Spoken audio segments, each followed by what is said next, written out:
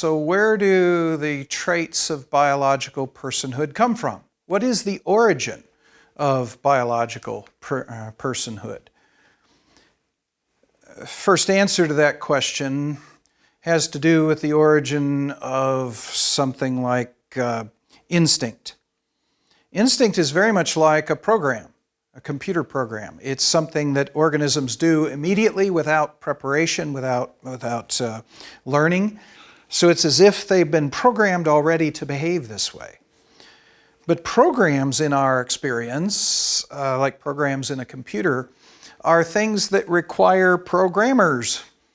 We have never encountered a program that just spontaneously arose under natural circumstances. There is some sort of human programmer that created each program we're familiar with. That suggests that instinct, animal behavior that seems to be automatic and seems to be due to programming, is in fact due to some sort of programmer. But what is it that programmed the instinct of animals?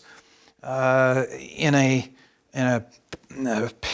naturalistic perspective, there is no organism aside from animals, certainly before the existence of humans, who would be able to program animals. There's no God to put the program into animals. There's no humans around to program animals. There's no smarter things around to put programs into animals. And there's no, by our experience, no natural process that would produce programs. So naturalism has a very difficult time explaining the existence of simple instinctive behavior of animals. Animals that would behave in particular seemingly programmed ways. Whereas a theistic perspective would say, we've got a God who put programs, he's smart enough to create programs, and he chose to put instinctive programs into organisms so that organisms could behave in programmed fashion. Then when it comes to such things as emotion, where does emotion come from? Where does a will come from? Where does a sense of humor come from? Back to the emotions, where does love come from? Is this something that is a chemical reaction within organisms? Is it actually produced, as some people would argue, from the limbic system of the humans? Or is something stimulating the limbic system to in fact express the emotions? Where does love come from? Where does fear come from? Is this something that can be made by the physical world? Is it part of the physical world? Our impression is that these sorts of things, emotion, will, humor, they may be aspects of the non-physical world, of the soul the Bible talks about in animals and in humans. And if so, if it's really a non-physical entity that creates these things, then there's no way to explain the origin of these things in a naturalistic worldview. Evolution has no mechanism to explain the origin of non-physical beings or non-physical things like humor, emotion, will. And even if they aren't actually non-physical, we have no idea what creates them or what could create them that evolution could in fact create. Instead, a personal God who wants to show his personhood by putting characteristics of personhood into organisms would explain the origin of these things quite readily. And the naturalistic worldview has no adequate explanation for the characteristics of personhood. What do we do with this information then? We've got evidence of the personhood in the organisms of the planet. Our responsibility as priests is to take the things we learn in the creation and learn about God. And there's much I think we can learn about God through the elements of personhood. The spectrum of perfection of distinctness, of discontinuity, points to the uniqueness of God. So the more we learn about animal distinctness, the more we learn about God's holiness. The spectrum of perfection of activity of organisms. Organisms from those that don't seem to move at all all the way up to organisms that are very, very active. There is a spectrum of perfection that suggests there is a being who is infinitely active, who is all-powerful, that being God. The spectrum of perfection of intelligence seems to point to the existence of an organism that has, or a being that has infinite intelligence, a God of omniscience. The spectrum of perfection of will seems to point towards a being that has unlimited in its will, that has truly free, fully free will.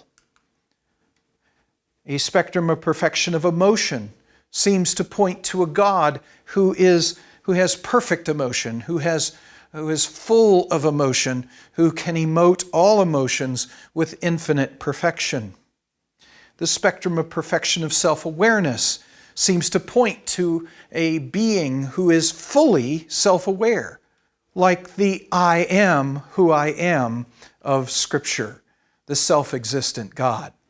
The spectrum of perfection of personhood seems to point to a being who is a perfect person, the person of God Himself. The spectrum of perfection of relationship seems to point to a being that has perfect relationships, which in turn is quite consistent with the idea of a triune God, one who has three persons, and their three persons are in perfect relationship with one another. The biological personhood as illustration, when we see these things in the creation, point to the fact that God has created it in such a way that we're supposed to see those things. We're supposed to see all of these attributes of God in those things that are made, which indicates that the Creator is one who wants us to see Him, to know Him, to enter into relationship with Him. All of this adds up to an awesome God, one who is holy, all-powerful, all-knowing, fully free, emotive, self-existent, perfect, triune, and desires me to know Him.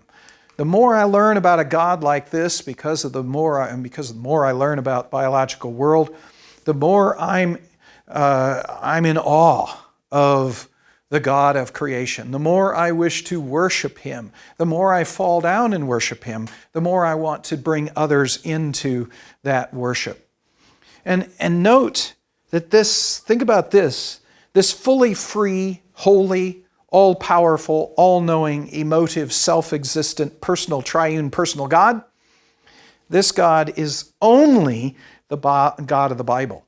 This is not the description of the God of Islam. This is not the God of modern Judaism. This is not the God of any other belief in God. This is specifically and only the God of Scripture, the God of Christianity, the God of the Bible. When we, in fact, do what I just described, study the creation so as to come into more knowledge of God and in turn fall into worship of God, and then get so excited about that as to bring others into worship, we are functioning as priests of the creation.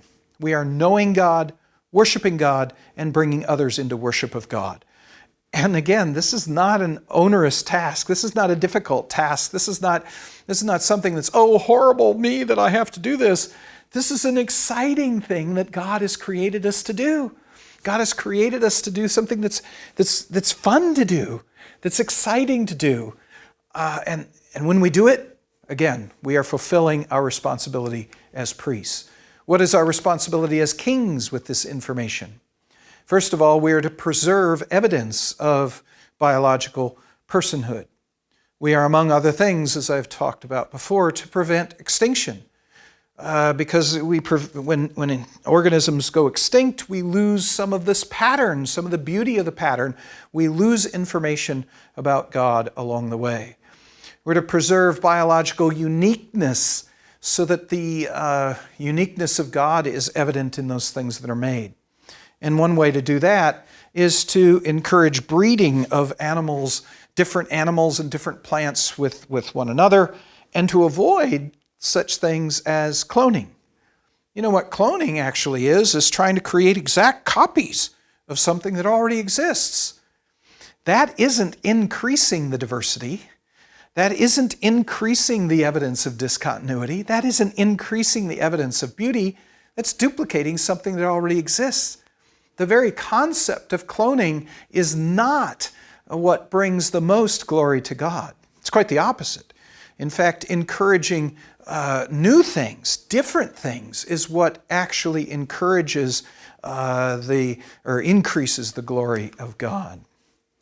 We're also to preserve biological activity, another of the evidences of discontinuity.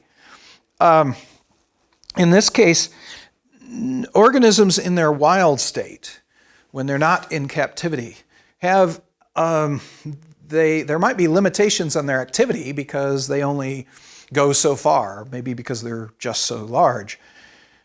These organisms are free to do a certain number of things in their natural environments. When we take them out of their natural environments and put them into more restricted quarters, we restrict their activity. We're in fact reducing the picture of God, or damaging the picture of God that those organisms, in fact, before that showed of God. We should avoid taking organisms out of the wild and into captivity. We should avoid also creating situations where we limit the range of organisms. We used to have large parts of the land in our various countries available for animals to move freely back and forth, especially for some of the larger organisms that spread over a large area. But now we've crisscrossed this land with major roads and cities and construction projects that prevent animals from getting to certain areas. Or we've cut up their formerly large ranges, large zones where they can run around in, and have restricted them to smaller and smaller regions, even out in the wild. We need to reconsider some of this. We need to look especially at those organisms that require a lot of area, a lot of land, and figure out ways to give them back some of the land that they need to survive. Examples in the place where I grew up in Illinois, back before the white men came into this country and significantly changed it, prairie dominated that region of the North American continent. And it was common for buffalo and other animals to range freely over hundreds, thousands, millions of square miles of land without any encumbrances, without anything to prevent them from moving from one area to another. Gradually, we have restricted the areas available for those original prairies. Animals that once required huge distances to move through to eat adequately have been restricted to smaller and smaller regions and eliminated from some areas simply because there isn't enough land for them to survive. What folks in northern Illinois have begun to do, southern Wisconsin, have begun to do in recent years is to reconnect some of these little patches of prairie from here to there in such a way that animals can move from one patch to another. So although it isn't the same old wide open spaces that it once was, for animals that need a lot of space, just simply having a pathway to go from one space to another space, in fact, in many cases, gives an animal exactly what it needs in terms of space to live. And so what they've done is taken old abandoned railroads, for example, and torn out the tracks and made that railroad path an animal thoroughfare, a zone where humans aren't supposed to mess it up, where animals can move from one of these patches to another. And it's done an amazing thing in restoring prairie organisms that have previous to this not been able to survive. Also, we should consider the freedom of animals to express their will. When we take an animal from the wild and bring it into captivity, or try to train it to do something we want the animal to do, when in fact those behaviors in the zoo or in our training procedure are in fact foreign to the animal and too much different from the natural behavior of the animal, we're restricting the will or the freedom of will of that animal in its natural environment. We need to minimize examples of domestication of wild animals. There are some animals that seem to be very easy to domesticate, very easily adapt or behave well in tame situations, domesticated situations. Other organisms don't do that at all. Those organisms shouldn't be tamed or shouldn't be domesticated. We should avoid those particular situations. Also, when we do bring in animals into zoos, or when we do bring animals into our labs to do experiments, to test drugs on, we need to, while we are dealing with them, to treat them humanely, to treat them with respect, to recognize their needs and meet them whenever it's possible. We shouldn't, in these situations, induce in the animal or create in the animal suffering or pain that is not necessary. We shouldn't, for example, cause animals to suffer to, let's say, test pleasure drugs, cosmetics, okay? There's these horrible examples of rabbits where you'd hold open the eyes of the rabbits and test how the rabbits respond to spraying hairspray into their eyes. How much do they squeal with a given type of hairspray, which is a reflection of how much pain they're in. For something like cosmetics, like hairspray or the cosmetic covering that one puts on skin, it shouldn't be that we test animals and cause suffering and pain in animals for something as unnecessary as something like that. It shouldn't be that animals are tested for nuclear weapons and other weaponry. In fact, it's become an international law for most countries to test animals for the purpose of developing weapons or for cosmetics, for unnecessary things. Now, if you're trying to test a drug to save humans from being killed off by a particular pathogen, there's a certain amount of suffering that can be justified. But let's say the suffering itself isn't necessary. We just need to know the animal's response. We have painkillers that we can give to these animals to reduce their suffering so they don't have to feel the agony. So if we have to hurt them, perhaps we can give them painkillers so they won't feel the pain, that at least they won't move into the zone of suffering. If you have to use animals for medical research, then let's use the fewest number of animals possible. It used to be we used a lot of animals because that's really the only way we had to play the game. But now we've got computer programs that in many cases can simulate the activity of animals. We only need a few animals to in fact give us the information we need to model these things in computers. So we should only do the research on the few animals that are necessary and don't go beyond that. We can also now in some cases take tissue cultures from animals, maintain those tissue cultures outside of animals, and do a lot of our research without the animal itself being there, but just having taken out an organ or a portion of an organ. And even in the taking out of the organ, we can anesthetize the animal so that the animal doesn't feel pain in the operation. When we do have to hold animals in captivity, we should treat them well. We shouldn't bring in wild animals and put them into captivity or use them in medical experiments. We should only use animals that have been bred to live comfortably in cages in those limited situations. We should, in our cages, make sure they're big enough that the animal has the freedom to move as would be natural for the animal. We should put those little running wheels in there so that animals can get the exercise that they need. And they'll take advantage of it. It's really interesting that this is something that is an advantage to them. We should give them enough food and water that they are not suffering in any way because they lack in these areas. We should make sure that they get sunlight for half of the day in the same way that they would under natural circumstances. We don't put them in a dark room and never have the lights on. That in fact we put them into a situation that is as close to the natural situation as possible. We shouldn't put them in there alone. We put them in there with other animals of the same kind so that they're not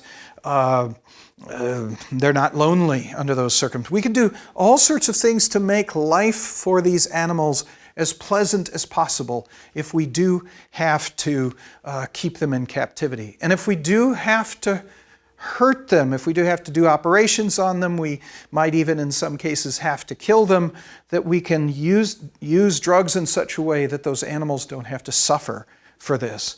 There's much that we can do to treat animals humanely.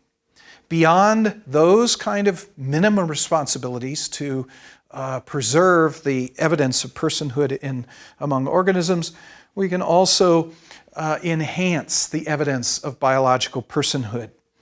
As we breed organisms and find new organisms that God has created and hidden within organisms, as we create new breeds, new cultivars, new varieties, those give us more information about the nature of God.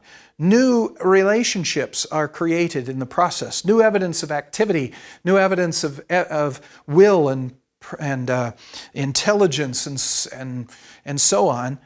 Each time we create, it isn't really create, is it reveal a breed or cultivar that hasn't been seen before, we are showing more evidence. We're increasing the glory that's come to God and gaining a better understanding of God Himself. It's in these ways and others that we can fulfill our responsibility as kings for animals in the world with what we know about the evidence of personhood.